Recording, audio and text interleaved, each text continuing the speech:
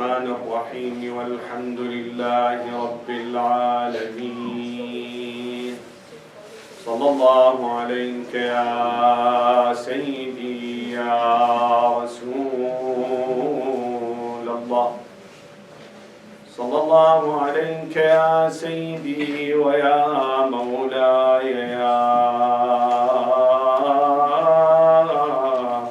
أبا عبد الله يا رحمة الله الواسعة ويا باب نجاة الأمة ويا عبرة كل مؤمن ومؤمنة يا ليتنا كنا معكم سيدي فنفوز فوزا عظيما.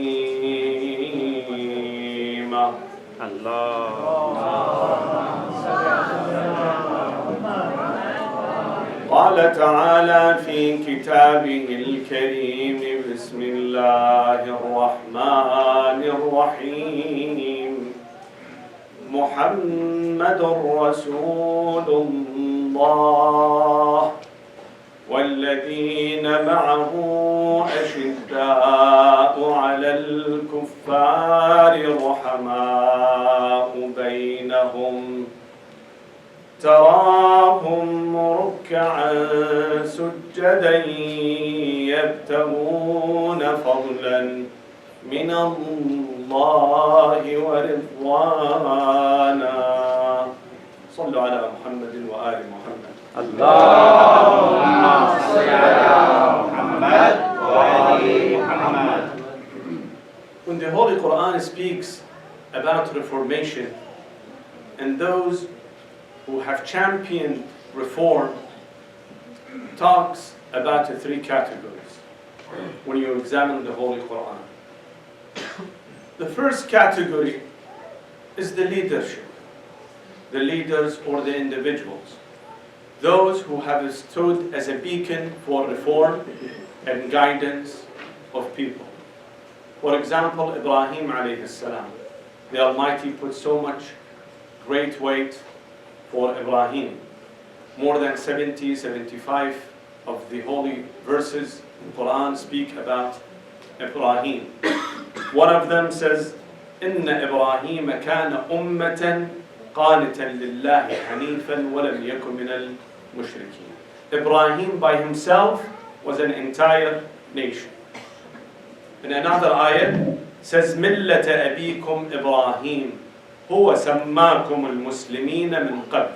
You are the nations of your father, your patron, Ibrahim. He is the one who called you before as Muslims. Also, one of the great leaders, or the greatest leader, is Rasulullah sallallahu alayhi wa sallam.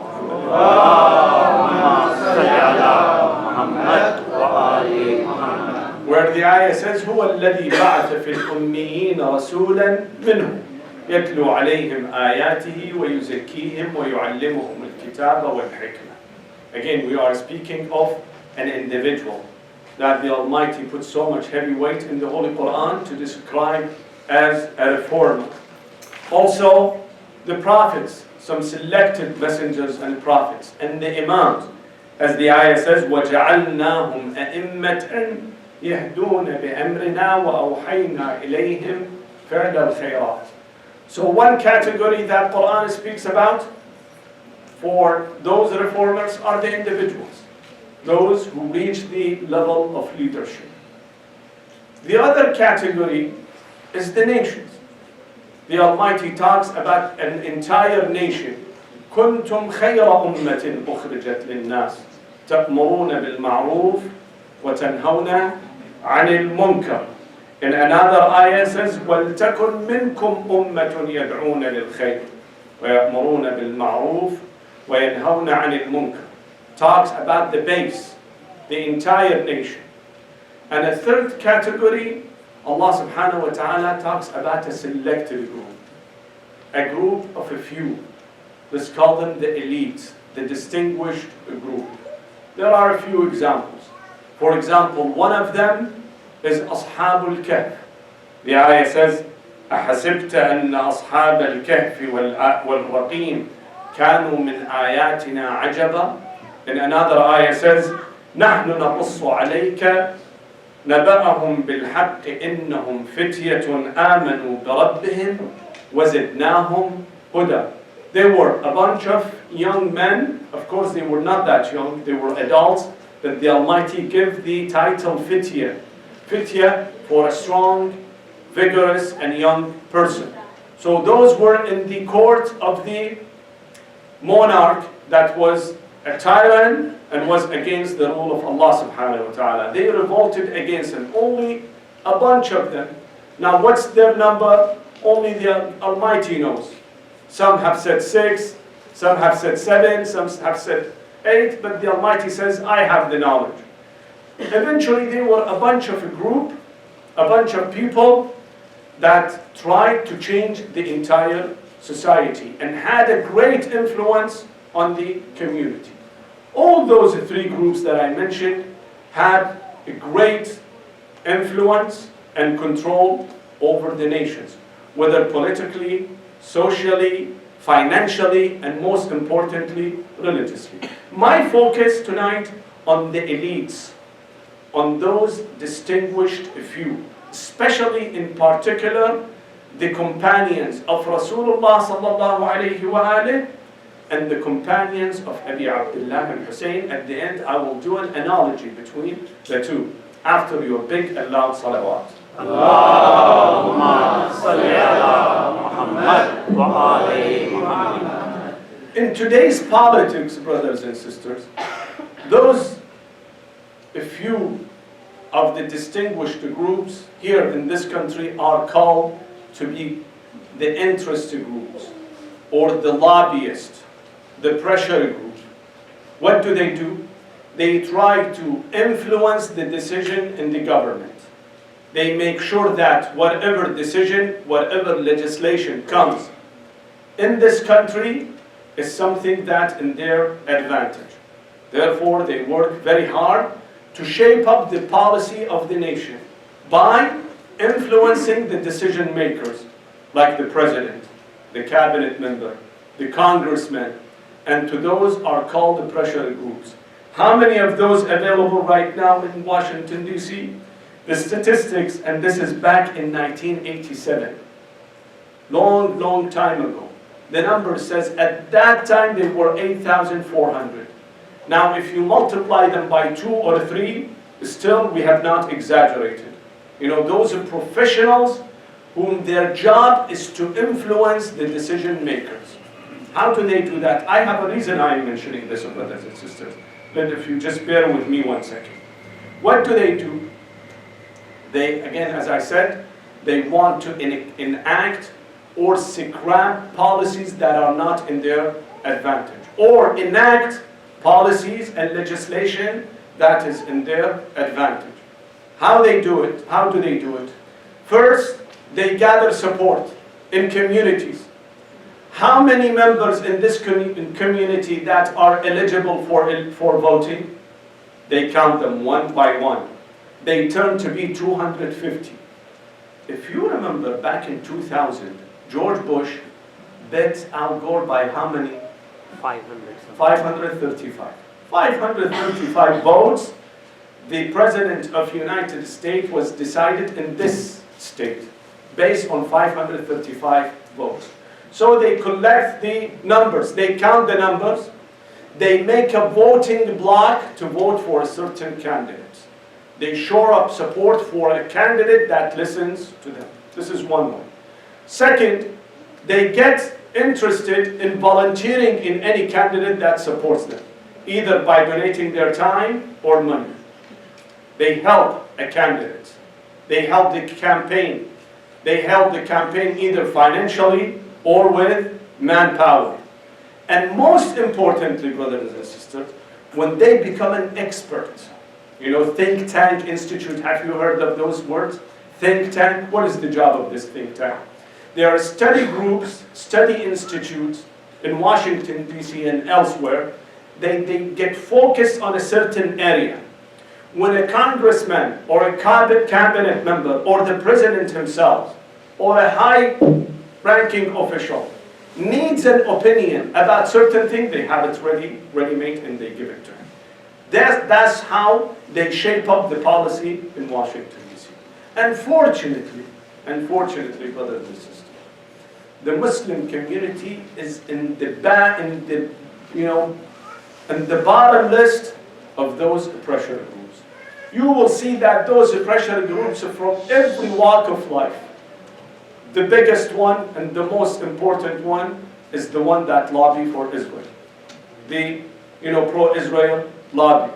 The NRA for the National Rifle Association. The different kinds, many of those groups that influence the policies in Washington.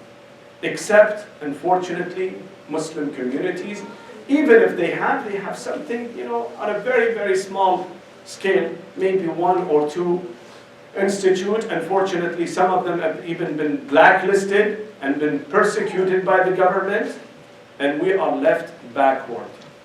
Why this is important, brothers and sisters? You see, once we chose a place to be our country, and we live through generations, we have to make our voices heard. Otherwise, we get smashed. No one would recognize us. No one would even consider that we live. How many Muslims today live in this country? The estimate says that at least 6 million Muslims live in this country. Let's say out of this 6 million, 1 million are eligible to vote. Do you know what does that mean?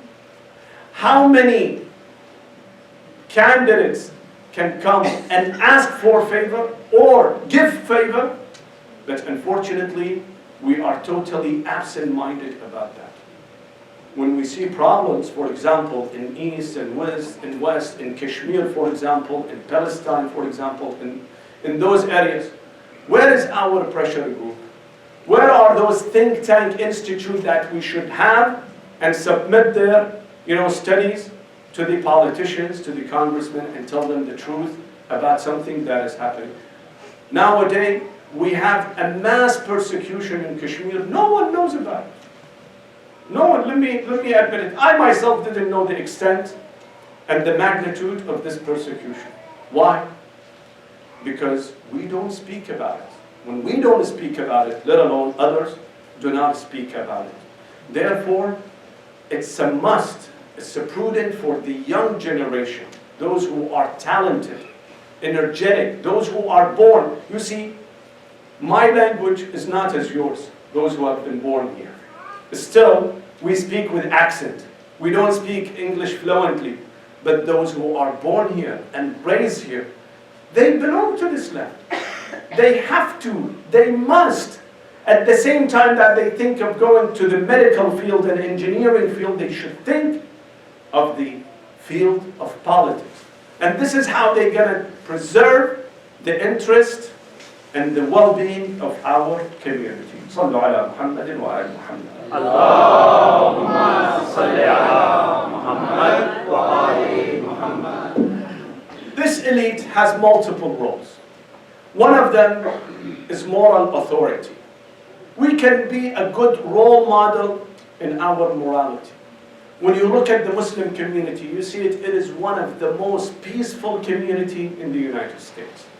The crimes is below than any other community. The troubles with a drug is below any other community. The troubles with alcoholic is below any other community. The social problems, the divorce, when you see it, you see most communities have much worse situations than the Islamic community. What does that tell you? We can be an excellent role model for the rest of the communities in this nation, in this country. Allah subhanahu wa ta'ala talks about collection of a few. He says, وَعِبَادُ الرَّحْمَنِ.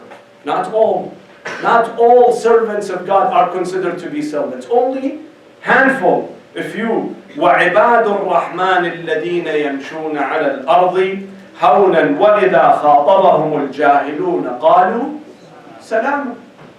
What does that tell you?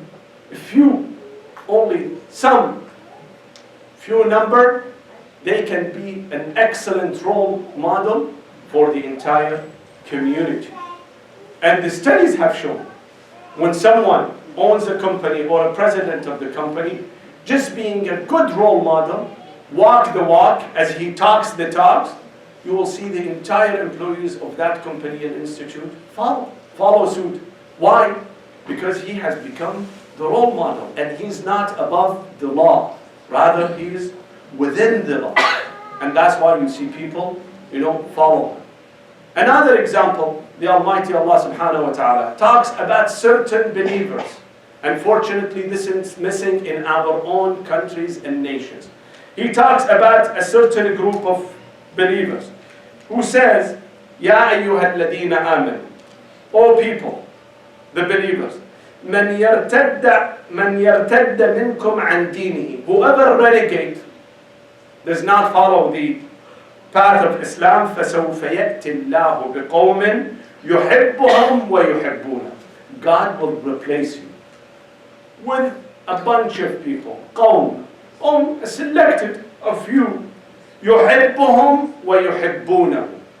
They love him and he loves them. What is their feature and criteria?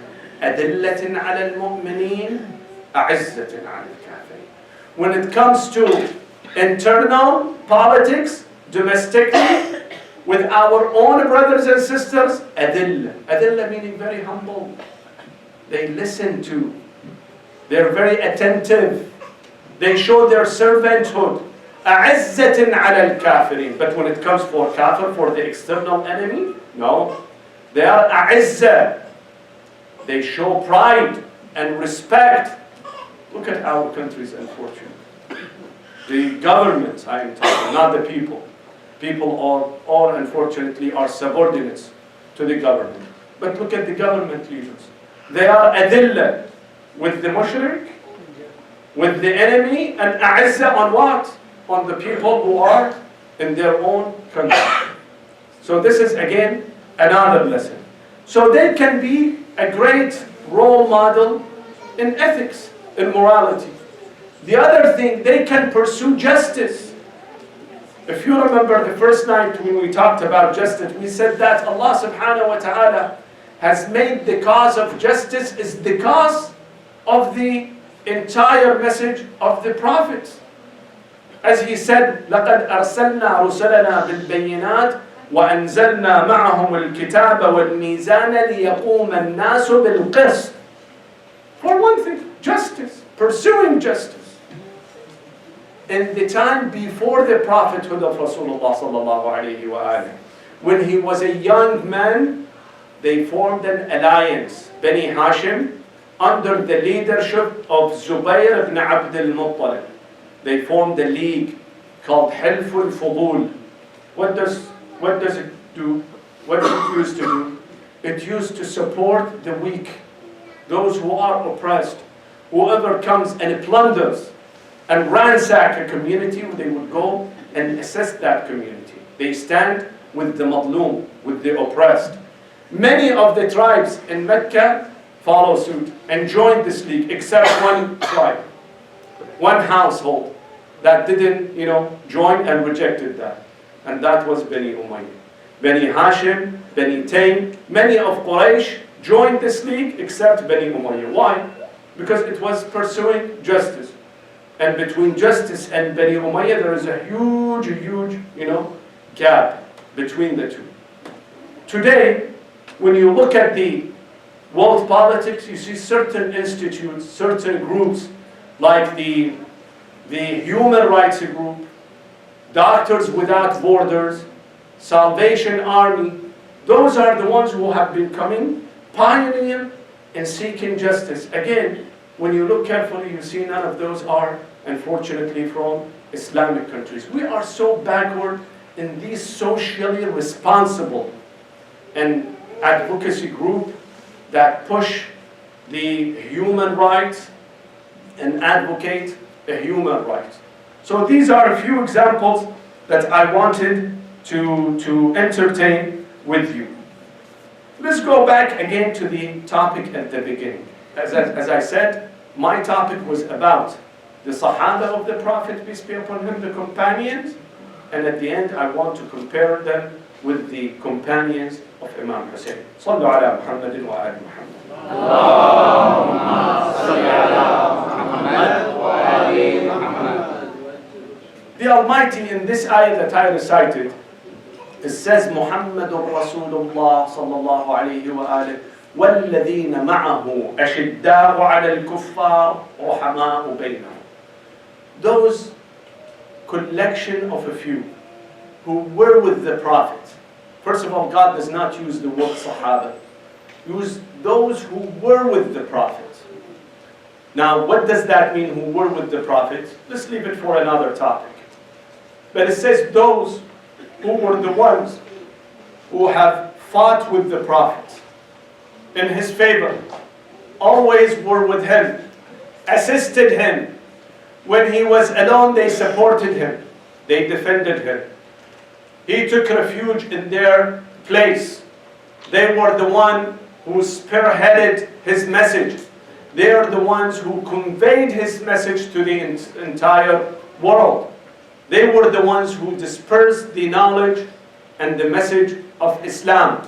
Allah subhanahu wa ta'ala praises them. It says, فَالَّذِينَ آمَنُوا بِهِ وَعَزَّرُوهُ وَنَصَرُوهُ وَاتَّبَعُوهُ وَاتَّبَعُوا النُّورَ الَّذِي أُنزِلَ مَعَهُ أُولَٰئِكَ هُمُ الْمُفْلِحُونَ. Those who believed in him, followed him, supported him, and stayed with him, and followed the nur, the light that came with him.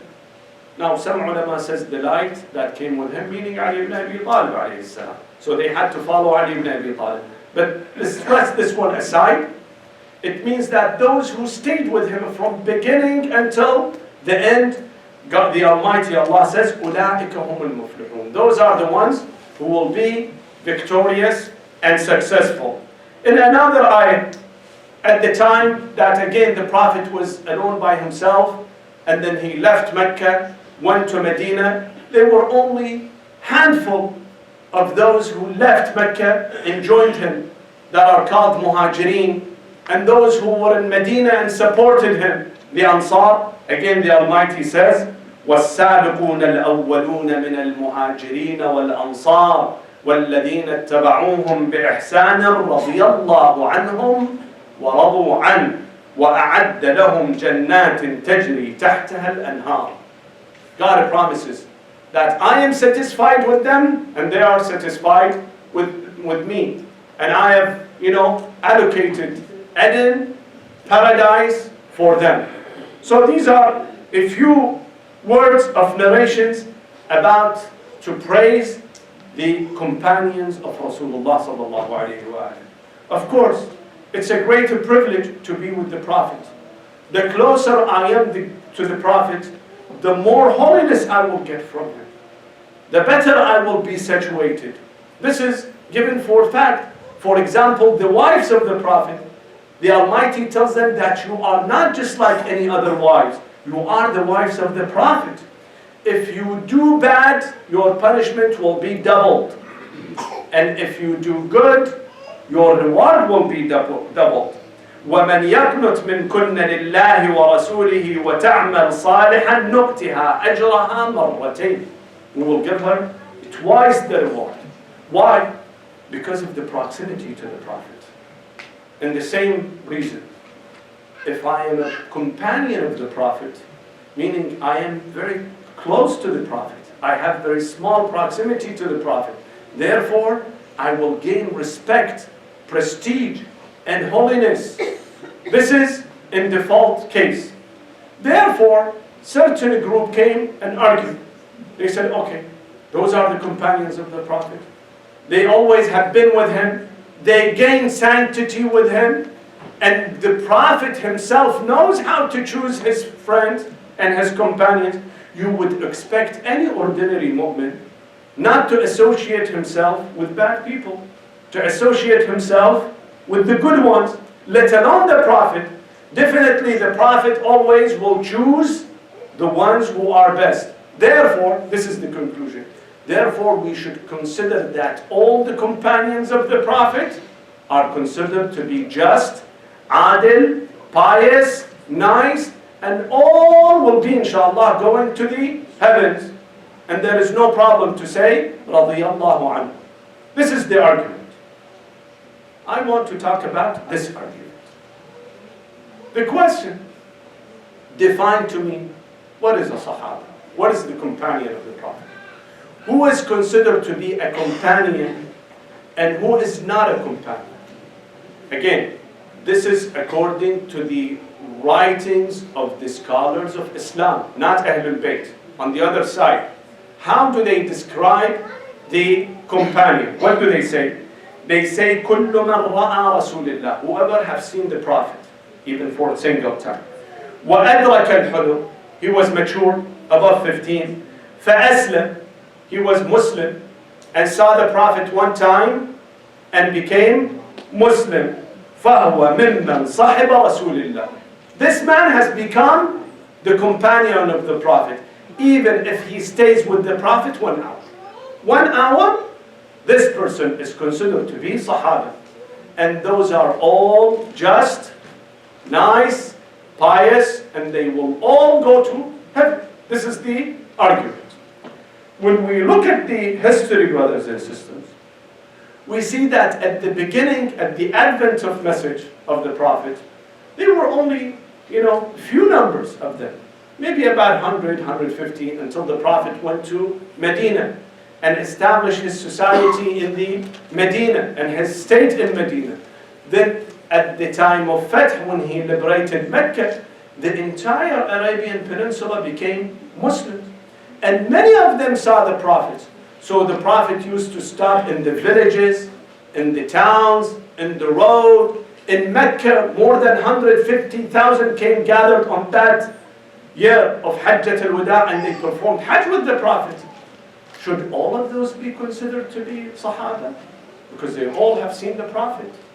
All stayed with the Prophet. When you count them, you see them, they are more than 200, 250,000 people. This is an entire nation. Is this logical that you consider 200, 250,000 all as just and pious? What kind of argument is this? This is tantamount to a prejudice, tantamount to be racist, and a prejudice toward certain group, certain nation, that this nation is all our God-chosen people. They don't have a single one that is impious and bad. They're all wonderful. This was the argument of Jews and Nasara. Nasara used to declare, and Jews used to say, وَقَالَتِ الْيَهُودُ وَالنَّصَارَى نَحْنُ أَبْنَاءُ اللَّهِ وَأَحِبَّاؤُهُ. We are God's chosen people.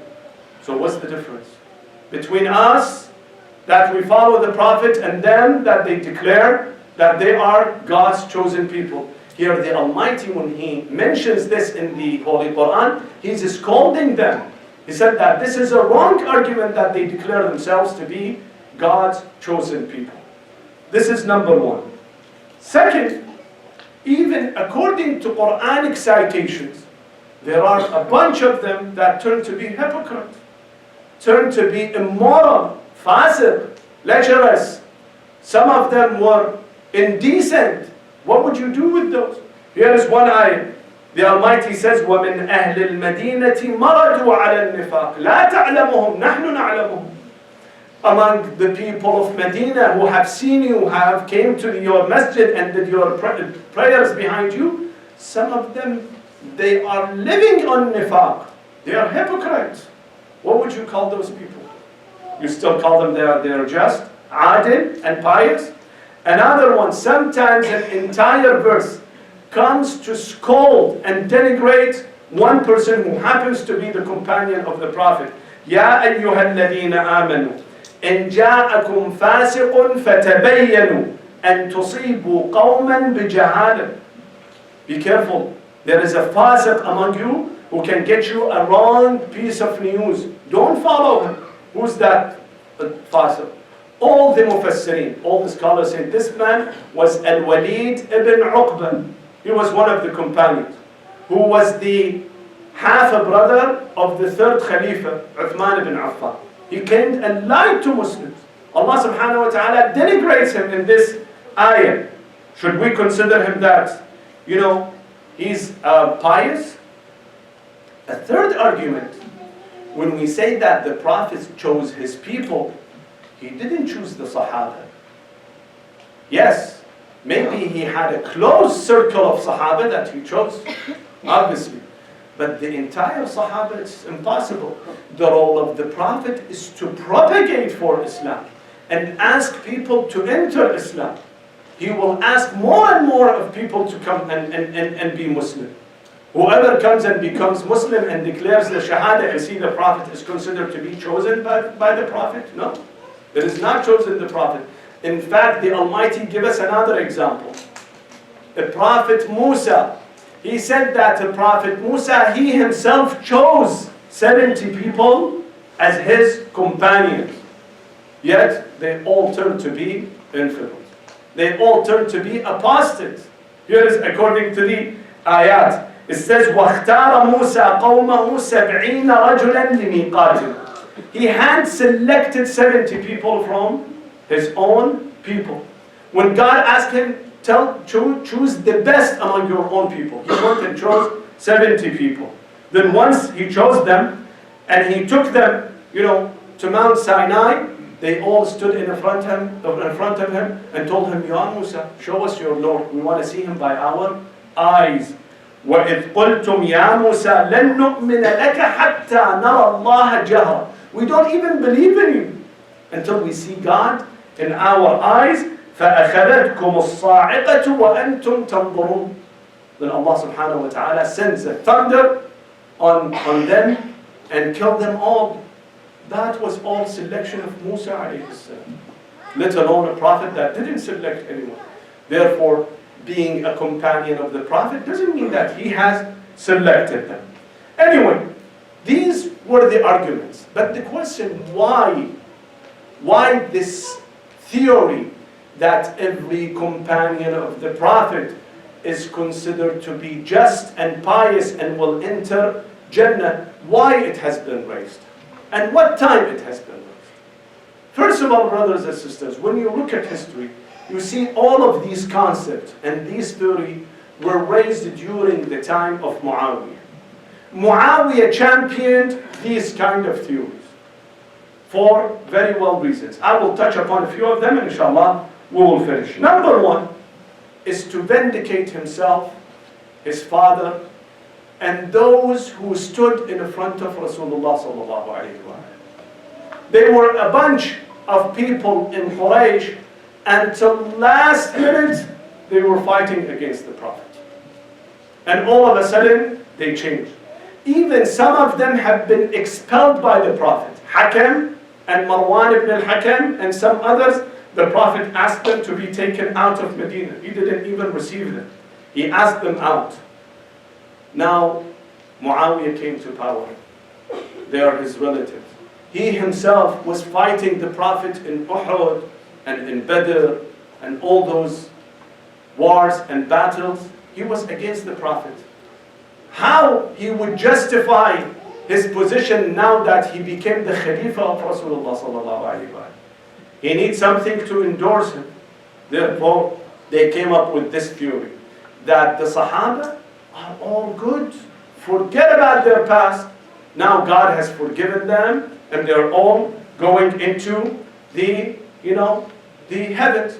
And whatever they do is acceptable. They are mujtahid. Muawiyah ibn Abi Sufyan institutioned the curse of Ali ibn Abi Talib for 90 years in the kingdom of Bani Umayyah. 90 years. Every Friday sermon, the sermon performer would not go down from the pulpit without cursing Ali ibn Abi Talib, Fatima al-Zahra, Hassan and Hussein. That was the deed of Bani Umayyah. How he would justify those things with this theory. This is number one. Second, that was to counterweight Ahlul Bayt alayhim salam. What did the Prophet say on the last trip to Mecca? On his last few days, he equated Ahlul Bayt alayhim salam to Quran. and told people in Hadith al-Thaqalain, he said that you need to follow those two great things. One is the Holy Quran, and the other one is my project, Ahl al-Bayt alayhim as-salam. If you want Islam, if you want the true source of Islam, you have Ahl al-Bayt. If you want guidance, you want legislation, you want jurisprudence, you want guidance, these are Ahl al-Bayt to follow. Of course, after the demise of the Prophet, Ahl al-Bayt were sidelined. They were set aside. How the government will come and bring an alternative? Ahl al-Bayt are no longer with the government. What people will say? People will tell them now that you took the source of guidance away. What is the alternative? Don't worry, the alternative are the Sahaba. They're all good. They can be alternative to Ahl al-Bayt. This is the second reason. The third one is to water down the achievements of the great Sahaba. You see, in our history, we had Sahaba that were monumental. They did monumental things. Like what? Like who? Like Ammar ibn Yasir. Like Abu Dhar. Like other ones, Al-Miqdad, Salman al-Farisi, Salman al-Muhammadi. Those have done a huge thing, during the time of the Prophet, peace be upon him. Someone like Ammar who fought with the Prophet, always with the Prophet against the enemy. All of a sudden, he becomes equal to Abu Sufyan that was fighting against the Prophet. Both are on equal footing. Meaning that whatever heritage, whatever legacy is all washed away. People will tell you, what matters? That Ammar ibn Yasir fought with Amir al-Mu'mineen and with Rasulullah in the battle of Badr and Uhud. It doesn't matter. Now he and Abu Sufyan all are in equal footing. Even though Abu Sufyan was fighting Rasulullah, for his entire life. Eventually, they are the same. So that was a way to wash away any prestige, any background, any legacy that the great Sahaba like Ammar ibn Yasir and Abu Dhar and others have achieved. So this is the third one. And the fourth one and the final one, brothers and sisters, Sallu ala Muhammad wa ali Muhammad. Allahumma salli ala Muhammad wa ali Muhammad. You see, brothers and sisters, right after the demise of the Prophet, the first Khalifa came and destroyed all the narrations and ahadith of the Prophet. He went to his daughter Aisha and told her, give me whatever you have collected. 500 hadith of the Prophet he burnt. And asked all the companions, whatever narrations they have, they burnt. Do not leave any ahadith. After him, the second Khalifa endorsed the same strategy. What was the reason? That should be for another topic. But this is for fact. The first and second and third Khalifa were against documentation of any hadith. For obvious reasons, but we don't have to talk about it at the moment. So there wasn't any hadith that was corroborated, was written. The only one who was documenting hadith and corroborating was Ali ibn Abi Talib and his progeny. Those the ones who cared about the narrations of the Prophet. And the ones who were with him, maybe 7, 10 of the Sahaba who were with him. Those are the ones who used to write the narrations of the Prophet. Now, one important part of the narration of the hadith is the reference of the hadith. I am that I'm living right now, 1400 years ago, and from the Prophet, someone tells me this is the word of the Prophet. I should ask him, where did you get it from? He should tell me, I got it from this man, who got it from that man, who got it from a third one and fourth one, until it gets to the Prophet. This is called the sanad of the hadith. This is called the reference of the hadith. Now for 99 years, the bigger portion of Muslims didn't corroborate and document any hadith. The only sect that used to do were the followers of Ahlul Bayt. Until it was the time of Umar ibn Abdul Aziz. Umar ibn Abdul Aziz, at that time was, he was concurrent with Zayn al-Abidin alayhi salam and Muhammad al-Baqir alayhi salam, who realized what kind of mistake, what kind of big loss that they had. Therefore, he collected a few of the scholars and asked them to corroborate, to document any hadith of the Prophet. Collect them. When? 99 years in Hijrah, meaning at least 8 years after the Prophet, peace be upon him. Who memorizes a hadith at that time? Even if they memorize a hadith, the majority of the Sahaba are gone. None was living. So they had a scattered hadith, one here, one there, one there. But where is the reference? There is no reference. And at that time, there wasn't any, CDs and any flashcards and any of those, things that you can copy and paste and save. The only way to save things were in their brains and their minds. Many people couldn't do that. If they knew, they only have heard the words, but how did they hear it? They had no idea. Therefore, they come up with this idea. Consider all the Sahaba are correct and justified. Therefore, any hadith you will take it from them, you said this is good enough. Therefore, they cancelled, practically cancelling the reference of the hadith. Those were the four major things that led them to come up with this theory for considering the Sahaba, the entire Sahaba, as just and pious. Now, I'm trying to compare between the two. You see, brothers and sisters, when we talk about the Sahaba of Imam Hussein, the companions of Imam Hussein alayhi salam, we look at what our Imams have said about them. I make it very simple. Ziyarat Warith, the one that we recite every night.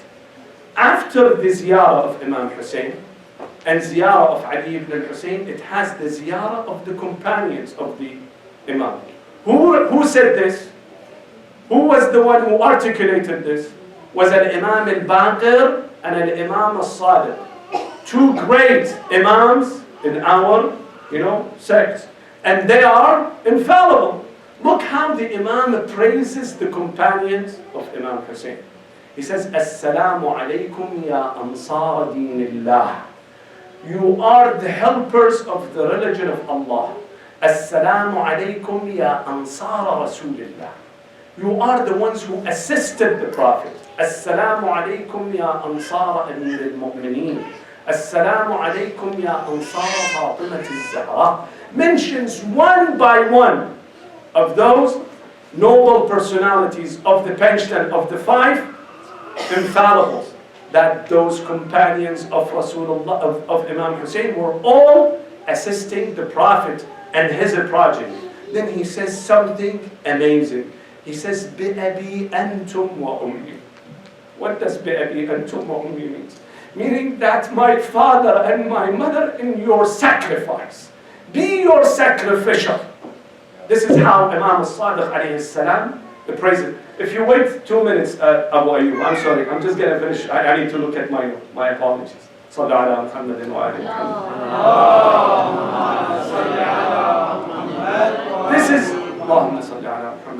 This is how Imam al-Sadiq alayhi salam describes the companions of Imam Hussein. Let's put those two together. Let's look at what the companions of Rasulullah used to do. And this is from the Holy Quran. The Almighty Allah subhanahu wa ta'ala talks about the time of Badr. Those are the great personalities of Badr. That when they fell, they went straight to heaven. And those who fought in the battle of Badr. The Almighty says, وَإِنْ يَعْدُكُمُ اللَّهُ إِحْدَى الطَّائِفَتَيْنِ أَنَّهَا لَكُمْ.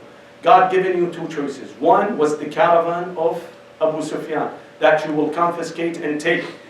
وَتَوَدُّونَ أَنَّ غَيْرَ ذَاتِ الشَّوْكَةِ تَكُونُ لَكُمْ.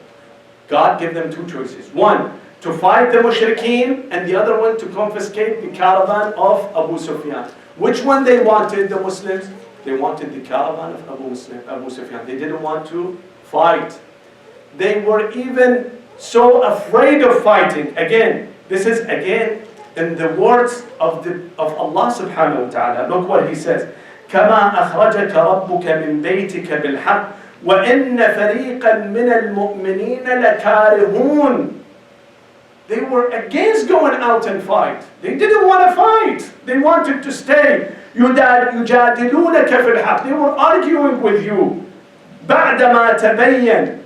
After God tells them that this is a benefit for you, you're gonna score a great victory against them. كأنما يساقون إلى الموت وهم ينظرون. As if you're taking them to execute them. How much they were terrified. You know, those are the companions of the Prophet. Allah subhanahu wa ta'ala talks about them. In another time, Yawm Hunayn Battle of Hunayn was the last battle that the Prophet participated. This is after the liberation of Mecca. When the entire community joined and became Muslim, they went to find a tribe in Hunayn. Allah subhanahu wa ta'ala says, وَيَوْمَ حُنَيْنٍ إِذْ أَعْجَبَتْكُمْ كَثْرَتُكُمْ فَلَمْ تُغْنِ عَنْكُمْ شَيْئًا وَضَاقَتْ عَلَيْكُمُ الْأَرْضُ بِمَا رَحُبَتْ ثُمَّ وَلَّيْتُمْ مُدْبِرِينَ. You run away. In the battle of Hunayn, you run away. In the battle of Uhud, إِذْ تُصْعِدُونَ وَلَا تَلْوُونَ عَلَىٰ أَحَدٍ وَالرَّسُولِ يَدْعُوكُمْ فِي أُخْرَاكُمْ. The Prophet was left behind. He's calling upon them. And those were the companions of the Prophet. You would say, okay, this is fighting, this is war, this is battle, bloodshed. Maybe everybody gets scared. No, even worse.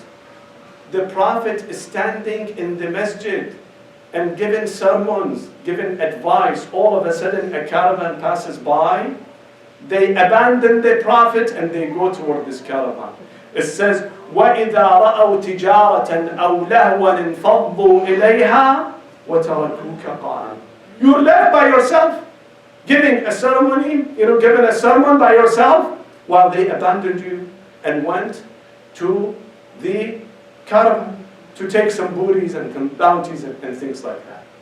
But when you look at the ashab, the companions of Abi Abdullah al-Hussein, they were competing with each other to defend Abu Abdullah al-Hussein. Each one would take a precedence over others. He would rush to fight to defend the family of Imam Hussein, to defend the children of Imam Hussein, one by one. On the eve of Ashura, the Imam told them, all my companions, tonight is the last night. All of you will be killed, and I have an advice for you. The Imam tells them that if you stay with me, all of you will be killed. And I have a piece of advice for you. What is that? إِنَّ هَذَا اللَّيْلُ قَدْ غَشِيَكُمْ فَاتَّخِذُوهُ جَمَلًا. In the thick of darkness, leave. You don't have to stay. And grab a hand of my family members and leave. Why? Because those people, those 30,000 people who came to fight, they didn't come to fight you. They came to fight me. Leave me to face my own destiny with them. وَلْيَأْخُذْ كُلَّ رَجُلٌ مِّنْكُمْ بِيَدِ رَجُلٍ مِّنْ أَهْلِ بَيْتِي ثُمَّ تَفَرَّقُوا فِي سَوَادِكُمْ. Leave. No one will see you. If the army catches me, they would not think about you. They forget about you. You are gone. The first one who you can turn up the light, Abu Ayyub. صلى على محمد وآل محمد. The first one who stood was Al-Abbas alayhi salam. Told him, Ya ibn Rasulillah, why should we leave you? To live after you? This is not a good life. We don't want that kind of life after you. What is the purpose of this life? Look at one of the companions, what he says. His name is Sa'd ibn Abdullah al-Ju'fi. Sa'd ibn Abdullah al-Ju'fi. Tells him, Ya Aba Abdullah, if they take my body, they behead me, then I get resurrected. They burn me alive. They take my ashes and throw it in the winds. And they repeat this 70 times, I would not leave you. Much less it is only a single death. Why should we abandon you? Zuhair ibn al-Qayn. First of all, when you look at the camp of Imam Hussein, you see someone like Habib ibn Mudahir from Kufa.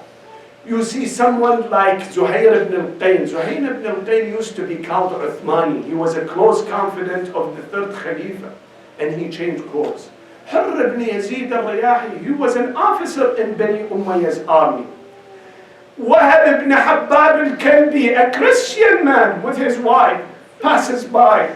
Joan, Mawla Abi Dhar, the servant of Abi Dhar, all under one banner, and that was passion and love to Hussein alayhi salam. Have brought them all together. One of them was, the main of them was Habib ibn Mudahir. Habib, when he came to Karbala on the last eve of Moharram, on the last eve before the martyrdom, the entire camp of Imam Hussein became elated. Someone like Habib to join them, it was a big deal. They were happy. They gathered around him in the tent, talking to him, happy, speaking highly of him. All of a sudden, a little child comes from the tent of woman. He says, Ayyukum Habib? Where is Habib? They told him, this is Habib. Habib looked at him and told him, my master, tell me you need something.